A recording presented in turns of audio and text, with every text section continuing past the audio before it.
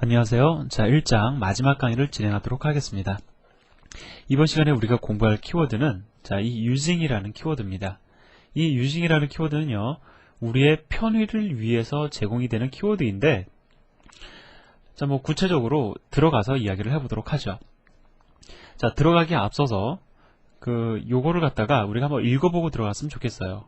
요게 어떠한 의미를 지니는지 먼저 한번 읽어보고 들어가면 좋을 듯 합니다. 자, 제가 읽어볼게요. 어떻게 읽으시면 되는 거냐면요. using, 사용하겠다라는 거죠.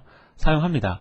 a_com이라는 이름 공간 안에 정의되어 있는 펑션 함수를 호출할 때에는 그냥 펑션이라는 이름만을 가지고 호출하겠다라는 겁니다. 즉, 이렇게 사용해야 되는 펑션 함수를 갖다가 이렇게 사용하겠다라는 뜻이 되는 거죠. 한번 다시 읽어볼까요? 자, 사용하겠다라는 겁니다. 펑션 함수를 사용하겠다라는 거예요. 어떻게 사용을 하냐면 a_com이라는 이름 공간 안에 정의되어 있는 펑션 함수를 사용하는데 어떻게 사용하냐면 이렇게 사용하겠다라는 겁니다. 여기까지만 읽고 그냥 들어가면 됩니다. 자, using one.cpp라는 예제 보도록 하죠. 자, using one.cpp라는 예제를 그대로 제가 가져다가요. 여기다가 붙여놓고 그 다음에 한번 보도록 하겠습니다. 자, 여기 보면은요, a_com이라는 이름 공간이 선언이 되어 있고 그 안에 function이라는 함수가 정의되어 들어가 있죠. 그럼 우리가 펑션 함수 호출할 때 어떻게 호출해야 되냐면은 이렇게 호출해야 됩니다. a_com이라는 이름 공간 안에 정의되어 있는 펑션 함수를 호출하겠다. 자, 이렇게 우리가 사용을 해야 되죠. 자, 이렇게 사용해야 됩니다. 그런데 지금 보면은 이러한 선언이 들어가 있어요. 이 선언은 어떠한 의미라고요? 아까 전에 읽었던 걸 다시 한번 읽어보도록 하겠습니다. 사용하겠다라는 거죠. 무엇을? a_com이라는 이름 공간 안에 정의되어 있는 펑션 함수를 어떻게 사용한다? 요 이름만 가지고 사용한다. 마치 어떤 것처럼? 이러한 선언처럼.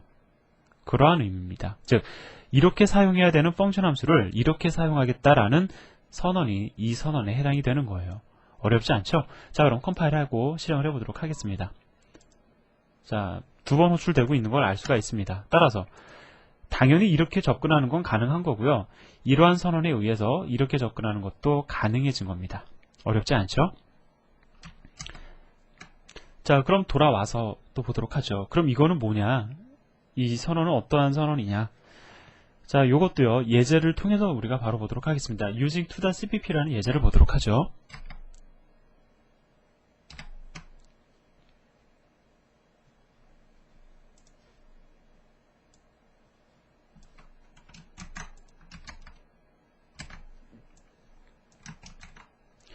자, 보시면은 큰 차이는 없어요. 그런데 제가 차이를 만들어 드리기 위해서 요 예제를 조금 바꿔보도록 하겠습니다.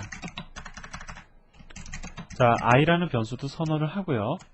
그 다음에 i라는 변수의 값을 갖다가 10으로 초기화하는 문장도 이렇게 만들어 두겠습니다.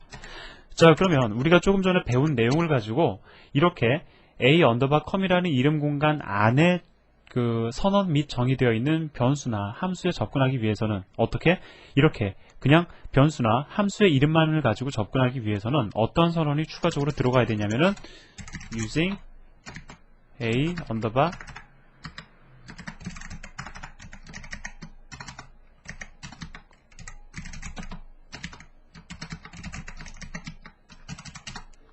자, 이렇게 두 줄에 걸쳐서 이러한 using 선언이 들어가야 되겠죠.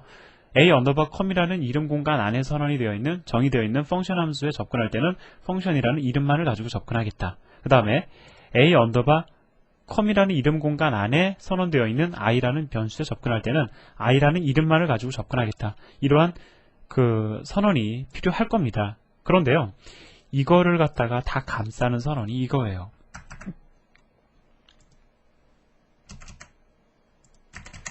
자, 이거는요, 어떠한 선언이냐면 내가 사용하겠다라는 겁니다. using, 사용하겠다라는 거죠. 네임스페이스, 이름 공간 a_com에 존재하는 모든 정의나 선언을 그냥 사용하겠다라는 겁니다. 즉, 이렇게 그냥 사용하겠다라는 뜻이 되는 거죠. 자, 이해되십니까? 자, 그래서 여러분요, 만약에 이름 공간 안에 존재하는 변수나 함수를 갖다가 자주 사용할 경우에, 그것도 전체 다를 갖다가 자주 사용하실 경우에는요, 또 그게 이렇게 일일이 다 이렇게 선언하는 게 조금 귀찮을 수도 있잖아요. 그런 경우에 사용하라고 만들어 놓은 문법적 요소에 해당이 됩니다. 한번 실행을 해보도록 하죠. 자, 무리 없이 실행되는 것을 여러분들 확인을 하셨을 겁니다. 자, 어렵지 않은 내용이죠. 자, 다시 한번 읽어드립니다. using, 사용하겠다. a 언더바 컴이라는 이름 공간 안에 선언 및 정의되어 있는 변수나 함수를 나는 그냥 사용하겠다. 그런 뜻이 되는 겁니다. 자, 그냥 사용하고 있어요. 자, 그러면 여러분들이 이제 이 두 가지 선언 방법 여러분들 이해를 하셨고, 더불어 아마 그런 생각하실 수도 있을 겁니다. 이렇게 선언을 할 바에는 그냥 이렇게 한 줄에 걸쳐서 선언을 하는 것이 훨씬 더 좋지 않느냐. 자, 과연 그럴까에 대해서는 좀 이따 얘기를 하도록 하고요. 자, 그러면 우리가 지금까지 공부한 내용을 갖다가 우리가 헬로 월드에다가 한번 반영을 해보도록 하죠. 자, 헬로 월드 3.cpp라는 예제를 같이 보도록 하겠습니다.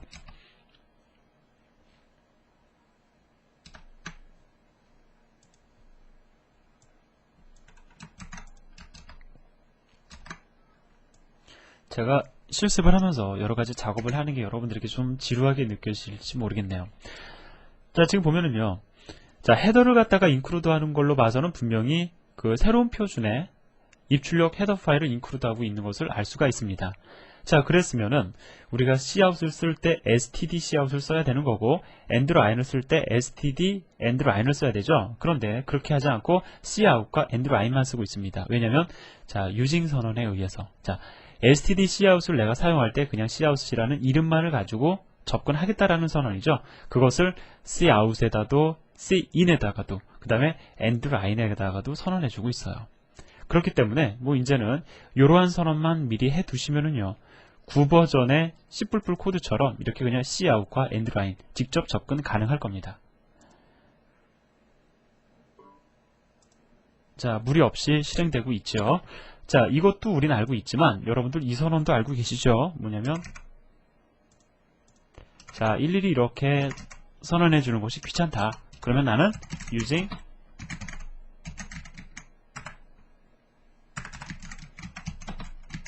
자, 어떻게 읽는다고요? 네임스페이스 std 안에 선언 및 정의되어 있는 변수나 함수는 내가 그냥 접근하겠다. 이렇게 해도 물론 컴파일하고 실행해 보시면 됩니다. 그런데 저는 여러분들에게 이렇게 선언을 하시는 것보다 이렇게 선언을 하시는 것이 훨씬 더 좋은 것이다 라고 저는 감히 말씀드리고 싶어요. 왜냐면은요, 그 네임스페이스, 즉 이름 공간이라는 그 개념이 등장한 가장 큰 이유는 이름 충돌을 막겠다라는 거거든요. 근데 여러분들 잘 생각해 보세요. 이 선언은 무엇에 해당이 됩니까? 이거는 앞으로 네가 선언한 이름 공간을 내가 완전히 무시하겠다라는 뜻이 되는 거거든요. 이름 충돌이 발생하지 않기를 바래서 std라는 이름 공간을 갖다가 사실은 선언을 했을 텐데 그걸 나는 무시하겠다라는 선언이 되는 겁니다. 왜? 그 안에 있는 거 그냥 접근 가능하기 때문에 그렇다라는 거죠. 그렇기 때문에요. 이렇게 여러분들이 선언을 하시면은 이름 충돌이 언젠가는 발생을 합니다. 저하고 그 수업을 같이 진행을 하시다가도 보면은요, 특히 그 연산자 오버로딩 들어가시면은 이름 충돌이 분명히 발생을 하게 돼 있어요. 왜냐면 std라는 이름 공간에 상당히 많은 선언이 들어가 있거든요. cout과 cin과 endline만 존재하는 것이 아니라 그 이외에 다양한 형태의 그 변수나 함수들이 혹은 뭐 이제 우리가 앞으로 공부할 클래스 이러한 선언들도 그 안에 많이 들어가 있거든요. 그렇기 때문에 여러분들이 이걸 갖다가 그냥 오픈해 버리면은 이렇게 오픈해 버리면은요, 그 C++ 새로운 표준에서 우리를 위해서 제공해 놓은 그 네임스페이스라는 그 문법적 요소가 완전히 무색해지는 겁니다. 무식이 아니라 무색해지는 거죠. 그래서 여러분들은 지금부터 습관을 들이시는 게 좋을 것 같습니다. 이렇게 선언을 하시는 것보다요, 내가 필요로 하는 것, 즉 std라는 이름 공간 안에서 내가 요구되어지는 것이 무엇인지를 여러분들이 구체적으로 알고 계셔야 되고요. 그리고 일일이 이렇게 선언해 주시는 것이 훨씬 더 좋다라는 것을 말씀을 드립니다. 그래서 책에 있는 예제는요, 거의 대부분 이러한 형태의 선언을 사용하고 있습니다. 뭐 혹 다른 책에 보면은요, 여러분들 다른 C++ 책 보시면은요, 이렇게 선언이 되어 있는 경우를 자주 보실 텐데, 이것은 그냥 뭐 이제 코드 라인 수 좀 줄이고 선언을 갖다 우리가 좀 편히 나가자 그런 개념이지, 이러한 선언이 훨씬 더 좋다라고 생각하시면 절대로 안 됩니다. 이러한 선언은 가급적이면 우리가 사용하지 말아야 되는 그러한 선언입니다. 자, 그래서 여기에 있는 내용들 다 우리가 이야기를 했고요. 자, 이제 한 가지만 더 말씀을 드리고 이제 수업을 마무리를 지으려고 합니다. 자, 뭐냐면은요. 자, 이 코드 보세요. 전역으로 벨이라는 변수가 선언이 되어 있고요. 그 다음에 지역 변수 벨이 선언이 되어 있죠. 내가 벨 값을 하나 증가시키면 이것은 전역 변수 벨이 아니라 지역 변수 벨의 값이 하나 증가가 되는 겁니다. 만약에 이 상황이 그런 거죠. 전역 변수가 지역 변수에 의해서 가려진 상황입니다. 그런데 만약에 여러분이요, 이렇게 지역 변수를 선언한 다음에 내가 벨에 접근을 하되 전역 변수 벨에 접근하기를 원할 수도 있을 거 아니에요. 그죠? 그럴 땐 여러분들 이렇게 선언을 하시면 됩니다. 이거는 어떠한 의미를 지냐면요, 내가 범위 지정 연산자잖아요. 내가 범위를 지정을 하는데 그 범위 지정 연산자 왼쪽에는 대개 보면은 이름 공간, 즉 공간에 붙여진 이름이 오는데 지금 아무것도 안 오죠? 그럼 이것은 전역 변수 벨에 접근을 해라 라는 의미가 되는 겁니다. 자, 그렇게 해서 이러한 그 범위 지정 연산자를 이용해서요, 여러분들은 비록 이 벨이라는 변수에 의해서 전역 변수 벨이 가려졌지만 이러한 연산자에 의해서 전역 변수 벨에 접근하는 것이 가능합니다. 자, 뭐 이런 문법적 요소도 있다라는 거죠. 하지만 여러분들이 조금 더 현명한 프로그래머시라면요. 자, 화면 잠깐 지우고요. 여러분들이 조금 더 그 현명한 프로그래머시라고 하면은요. 자, 이 벨이라는 변수와 이 벨이라는 변수의 이름을 달리 했을 거다라는 겁니다. 그죠? 굳이 이렇게 이름을 같이 하셔가지고 프로그램을 복잡하게 만드실 필요 없는 겁니다. 이름을 달리 하시는 것이 이러한 경우에는 훨씬 더 좋은 프로그램으로 인정받을 수 있다라는 것도 말씀을 드리고 싶네요. 자, 여기까지 해서 1장 강의를 마무리를 짓도록 하겠습니다. 여러분들 수고하셨습니다.